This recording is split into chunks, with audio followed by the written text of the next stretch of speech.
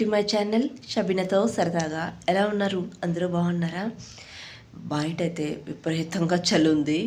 ఇందాకే లేచాను, టిఫిన్ చేసాక పని కూడా లేదు. ఎందుకంటే వీళ్ళు ఈరోజు మార్నింగ్ టిఫిన్ వచ్చి పెరుగన్నం తింటామన్నారు. నైట్ అన్నం మిగిలింది, దాన్ని అయితే పెరుగు వేసి కలిపి పెట్టేశాను. ఇంకా అదే తింటాము అన్నారు, కాబట్టి టిఫిన్ చేయాల్సిన అవసరం అయితే లేదు. ఇంకా నేను ఇప్పుడైతే హెయిర్ ప్యాక్ పెట్టుకునేయాలి. హెయిర్ ప్యాక్ పెట్టుకొని చేపల పులుసు అయితే వండాలి. చేపల పులుసు ఆఫ్టర్నూన్కి అనమాట. అదేమరా అంటే మార్నింగ్ చేస్తే ఆఫ్టర్నూన్ తినేదానికి చాలా బాగుంటుంది కదా, అందుకని ఇప్పుడే వండేస్తున్నాను. ఇప్పుడు ఫాస్ట్గా హెయిర్ ప్యాక్ పెట్టుకునేసి చేపల పులుసు అయితే వండేయాలి. ఇంకా నేనైతే ఇప్పుడు ఏం హెయిర్ ప్యాక్ పెట్టుకుంటాను అనేది కూడా చూపిస్తాను. డే బై డే తలస్నానం చేస్తున్నాను ఈ మధ్య. చాలా రిలీఫ్గా చాలా బాగుంటుంది. ఏదో ఒక హెయిర్ ప్యాక్ పెట్టి చేస్తున్నాను, చాలా బాగుంటుంది. నాకు ఇచ్చింగ్ లేకుండా అలా బాగుందనమాట. అలాగే కంటిన్యూ అయిపోతున్నాను. ఇప్పుడు నేనేం హెయిర్ ప్యాక్ పెడతాను అనేది చూపించాను. ఇంకా నేనైతే అవిసె గింజలు హెయిర్ ప్యాక్ అయితే పెట్టుకుంటున్నాను. అవిసె గింజలు నైటే నానబెట్టుకున్నాను. ఇప్పుడు బాగా ఉడికించేసి తర్వాత ఈ సీడ్స్ని మిక్సీ పట్టించుకొని పెట్టుకోవాలి. ఇంకా ఈ సీడ్స్లో నేను కరివేపాకు కూడా వేస్తాను, మెంతులు కూడా వేస్తాను. అయితే మెంతులు లేవన్నమాట. మెంతులు లేకుండా ఉంటే అవిసె గింజలు ఒక్కటే నానబెట్టాను. ఇంక ఈ అవిసె గింజలు ఉడికించుకొని మిక్సీ పట్టించుకునేయాలి. కొద్దిగా కరివేపాకు కూడా వేయాలి. అవిసె గింజలను అయితే ఇలా ఉడికించి వడకట్టి పెట్టుకునేసాను. ఈ అవిసె గింజలు బాగా చల్లగా చల్లారిపోయిన తర్వాత మిక్సీ పట్టించుకోవాలి.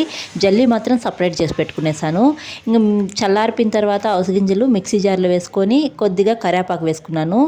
మెంతులు నా దగ్గర లేవు, మెంతులు కూడా ఉంటే నైటే నానబెట్టుకునేదాన్ని అవిసె గింజలతో పాటి. మిక్సీ పట్టించేటప్పుడు వాటర్ మాత్రం వేయను. వాటర్ అవసరమైనప్పుడు జల్లీ మాత్రమే వేసుకొని మిక్సీ పట్టించుకునేస్తాను మెత్తగా. ఇలా మిక్సీ పట్టించుకున్న తర్వాత హెయిర్కి పెట్టుకోవడమే. హెయిర్కి పెట్టేటప్పుడు కూడా హెయిర్ని లేయర్స్గా తీసి స్కాల్ప్ అయితే పెట్టుకోవాలి. ఈ హెయిర్ ప్యాక్ని స్కాల్ప్కి పెట్టిన తర్వాత హెయిర్ ప్యాక్ మిగిలితే తర్వాత హెయిర్స్కి అంతా పెట్టుకోవాలి. ఇలా 1 అవర్ ఉంచుకొని తర్వాత తలస్నానం చేయాలి. తలస్నానం చేసేటప్పుడు కూడా ముందు షాంపూ వేయకుండా ఈ హెయిర్ ప్యాక్తోనే తలంతా బాగా వాష్ చేసేయాలి. వాష్ చేసేటప్పుడు కూడా మన 10 వేలతో స్కాల్ప్ని బాగా రఫ్ చేస్తూ క్లీన్ చేసుకోవాలి. అప్పుడే ఇచ్చింగ్ కానీ డాండ్రఫ్ కానీ ఉన్నా కానీ మంచిగా రిమూవ్ అవుతుంది. ఇలా డే బై డే తలస్నానం చేసి ఏదో ఒక హెయిర్ ప్యాక్ పెట్టుకొని చేశారంటే మీకు ఇచ్చింగ్ కానీ తర్వాత డాండ్రఫ్ కానీ అస్సలు ఉండదు. నేనైతే ఇదే ఫాలో అవుతున్నాను, చాలా మంచిగా వర్క్ అవుతుంది. మన ఛానల్లో మంచి హెయిర్ ప్యాక్స్ కూడా ఉన్నాయి, ఒకసారి వెళ్ళి చెక్అవుట్ చేయండి. నేను ఎక్కువగా ఒక 3-4 హెయిర్ ప్యాక్లే ఎక్కువగా వాడుతూ ఉంటాను. ఇవే నాకు బాగా వర్క్ అవుతాయి అన్నమాట. ఇంకా నాకు జల్లీ అయితే కొద్దిగా మిగిలింది. ఆ జల్లీని అయితే షాంపూలో కలిపి తలస్నానం అయితే చేసేస్తాను.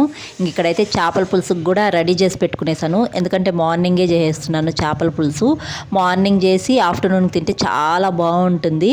ఇంక ఇక్కడైతే నేను టిఫిన్ చేయలేదని చెప్పాను కదా, ఇంకా సద్దు అయితే తాగుతున్నారు. అదే నైట్ రైస్ మిగిలిందనమాట. నైటే పెరుగు పాలు కలిపి పెట్టేశాను. ఇప్పుడు మార్నింగ్ కలుపుకొని తాగుతున్నారు. మా పిల్లలు కూడా అదే తాగుతామని చెప్పారు. వాళ్ళ డాడీ సద్ది తాగుతా అంటే ఆనియన్ నంచుకొని మా ఖుర్షిద్ అదో విధంగా చూస్తూ ఉన్నాడు అనమాట. ఇంక లాస్ట్లో మా ఖుర్షిద్ కూడా ఏం చేశాడనేది చూపిస్తాను. ఇంక మా హస్బెండ్ అయితే డ్యూటీకి అయితే బయలుదేరేస్తున్నారు. ఇంక 1 అవర్లో మళ్ళీ వస్తాను, నేను బబ్లుని అయితే స్కూల్ దగ్గర వదులుతాను అని చెప్తున్నారనమాట. ఇంక ఈ లోపల పిల్లల్ని అయితే రెడీ చేసేయాలి నేను. ఇంక ఈ చలికి పిల్లలు కూడా చాలా లేట్గా లేస్తూ ఉన్నారు. అసలు 8 అయినా చలి ఎక్కువగా ఉందన్నమాట. ఈ మధ్య మా పిల్లలు కూడా 8కే లేస్తున్నారు. ఇంకా చేపల పులుసుకి నేను మామిడికాయ వేసి చేస్తున్నాను, అంటే నెల్లూరు స్టైల్లో చేస్తున్నాను అనమాట. ఈ ఫుల్ రెసిపీ కావాలంటే నేను ఇంతకుముందు చేశాను, ఈ వీడియో కింద డిస్క్రిప్షన్లో లింక్ ఇస్తాను. ఇంట్రెస్ట్ ఉండే వాళ్ళు చూడండి, చాలా బాగా కుదురుతుంది. మొన్న అయితే చందువా చేప వేసి చేశాను, మామిడికాయ వేసి చాలా బాగుంది. ఈరోజు అయితే కొరమేన్ చేప వేసి చేస్తున్నాను. చేపల పులుసు చేయడం రాని వాళ్ళు కూడా ఇలా ఒకసారి ట్రై చేయండి, చాలా బాగా కుదురుతుంది. 1 కేజీ చేపల పులుసుకి ఎంత చింతపండు వేసుకోవాలి, ఎంత మసాలా వేసుకోవాలి అనేది పక్కా కొలతల ప్రకారం చెప్పాను చందువా చేప చేసేటప్పుడు. వీడియో అయితే చెక్అవుట్ చేయండి.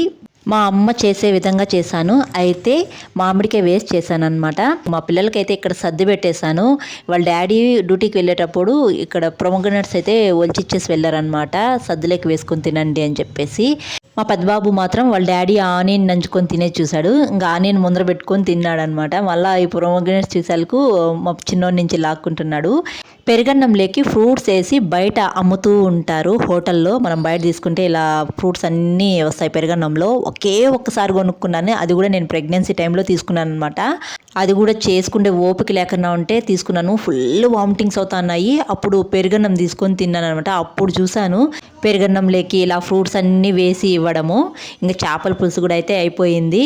ఇంకా అది చల్లగా చల్లారిపోయినాక వేడి అన్నంలో తింటే చాలా బాగుంటుంది. ఇంక ఇక్కడైతే నేను నెక్స్ట్ డే మార్నింగ్ టిఫిన్కి అయితే ప్రిపరేషన్ చేస్తున్నాను. అదే మిల్లెట్ దోశ చేసుకోవడానికి పప్పులన్నీ నానేసాను. బియ్యం తప్ప మిగతా పప్పులన్నీ వేసాను. ఇంట్లో ఏ పప్పులు ఉంటే ఆ పప్పులన్నీ వేసి నానబెట్టేశాను. ఉలవలు కూడా నానబెట్టాను అనమాట. ఇంకా అవన్నీ నానబెట్టేసి తొందరగా అయితే స్నానం చేసుకొని బయలుదేరేసాను. ఎక్కడికి అంటే నా ఇయర్ రింగ్స్ ఇచ్చాను కదా బయట, కొంచెం కస్టమైజ్ చేయించుకుంటున్నాను అని చెప్పాను కదా ముందు వీడియోలో. ఆ ఇయర్ రింగ్స్ అయితే తీసుకోవడానికి వెళ్తున్నాను.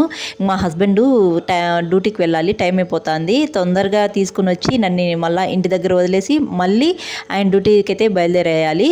ఇంకా అందుకని మా ఆయన తొందరగా బయలుదేరు అని చెప్పారు. తల కూడా దూకోలేదనమాట. ఫాస్ట్గా రెడీ అయిపోయి బయలుదేరుతుంటే ఒకటి ఎత్తుకుంటే ఇంకోటి ఎత్తుకోవటం లేదు, అంటే మర్చిపోతున్నాను. ఇక్కడి నుంచి ఏమంటే మా ఆయన తొందర పెడుతున్నారు అనమాట పక్కన. తొందరగా రా, ఎంతసేపు వస్తావు అని చెప్పేసి అలా అంటూ ఉంటే ఏం ఎత్తుకోలేదు అనేది మర్చిపోతున్నాను. ఒకసారి ఫోన్ మర్చిపోతాను, ఇంకొకసారి కీస్ మర్చిపోతాను అనమాట, డోర్ కీస్ వేయడానికి. ఇలా అన్నీ మర్చిపోతే ఇంకా లేట్ అవుతుంది. ఇలా పక్కన ఒకరు తొందర పెడతా ఉంటే మనం ఎత్తుకోవాల్సింది కూడా ఎత్తుకోకుండా వెళ్ళిపోతూ ఉంటాము. చాలామంది ఇలా చేస్తూ ఉంటారు కదా. ఇంకా నేనైతే నా ఇయర్ రింగ్స్ ఎప్పుడెప్పుడు రెడీ అవుతాయా అని వెయిట్ చేస్తూ ఉన్నాను. 2 days అన్నాడు, అది చేపివ్వడం ఒక 4 days అయిపోయింది. ఇంకా 4th day ఫోన్ చేశారనమాట, తీసుకుని వెళ్దురా అని చెప్పేసి. ఇంకా హడావుడిగా వెళ్తూ ఉన్నాను నేను. మళ్ళీ మా హస్బెండ్ డ్యూటీకి వెళ్ళాలి, టైం అయిపోతుంది అని చెప్పేసి బయలుదేరాము. ఇంకా ఫైనల్లీ వెళ్ళి నా ఇయర్ రింగ్స్ ఎలా కావాలో అలానే చేపించారనమాట. 2 years నుంచి నేను అనుకుంటున్నాను ఇలా చేపించుకోవాలి, లేకపోతే కొత్తది తీసుకోవాలి అనేది. కొత్తది అయితే కొనలేంలే అండి, ఎందుకంటే ఇప్పుడున్న గోల్డ్ రేట్లో అస్సలు గోల్డ్ కొనలేము. అందుకని నా పాత ఇయర్ రింగ్స్నే ఇలా చేపించుకునేద్దాం నాకు నచ్చిన విధంగా అని చెప్పేసి అనుకున్నాను. ఇలా చేపించుకోవడం కోసం 1 year ముందే నేను షాప్ దగ్గరికి వెళ్ళి మళ్ళీ రిటర్న్ వచ్చేసాను.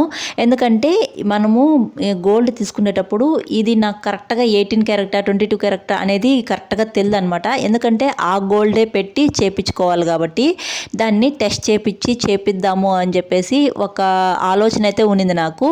అయితే కరెక్ట్గా మనకు చెప్పేవాళ్ళు లేరనమాట, ఇది 18నా 22నా అని చెప్పేసి. ఇంకా అందుకని అలాగే పెట్టేశాను. ఫైనల్లీ ఈరోజు టైం అయితే వచ్చింది. ఫైనల్లీ నాకు నచ్చిన విధంగా మధ్యలో ఉన్న చైన్ అయితే తీపిచ్చేసి దానికి అక్కడ మ్యాంగో షేప్ అయితే పెట్టించేసాను. చూడ్డానికి అయితే చాలా బాగుంది. ఈ డాలర్ చూసారా, ఈ డాలర్ నేనైతే మిర్రర్ అఫైర్ ఎగ్జిబిషన్లో అయితే తీసుకున్నాను. ఈ క్రిస్టల్ బీడ్స్లకి బాగా సెట్ అయిపోయింది కదా.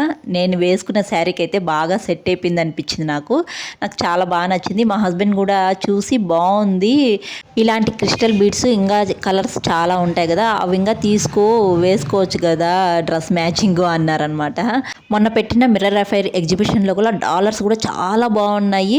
అసలు కాస్టే నేను కొంచెం చూసి వెనకడికి వేశాను. అయితే ఎంత బాగున్నాయో డాలర్స్, అసలు వెండి డాలర్స్ కూడా పెట్టున్నారనమాట. వెండి అయితే తీసుకోలేదు కానీ నేను మనం రేట్ పెట్టే కొద్దీ బాగున్నాయి. నాకు $2 అయితే బాగా నచ్చినాయి. 2 తీసుకునేద్దాం అనుకున్నాను, మళ్ళీ ఎందుకు నేను ఒకటే తీసుకున్నాను. మళ్ళీ ఇంటికి వచ్చిన తర్వాత అనిపించింది అయ్యో ఆ డాలర్ కూడా తీసుకుంటే బాగుండే అనిపించింది. కానీ ఏం చేస్తాం, ఇంకా ఒకసారి మళ్ళీ వెళ్ళాలంటే ఇంట్లో తిట్లు పురాణం ఉంటుంది మనకైతే. ఇంక నేను ఇంటికి వచ్చిన తర్వాత ఇయర్ రింగ్స్ అయితే వేసుకుంటున్నాను.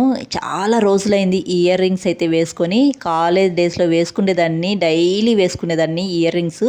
తర్వాత ఈ చైన్ విరిగిపోయిన తర్వాత అలాగే పెట్టేస్తాను, మళ్ళీ వేసుకోలేదు.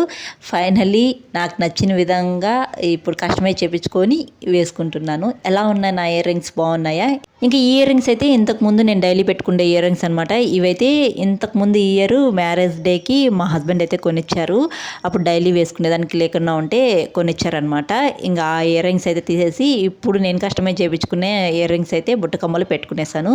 ఇంక ఇంటికి వస్తానే ఫుల్గా ఆకలి అయిపోయింది. టిఫిన్ కూడా చేయలేదు కదా, ఇంకా అదే మార్నింగ్ సర్దని చెప్పాను కదా, చేయలేదు నేను.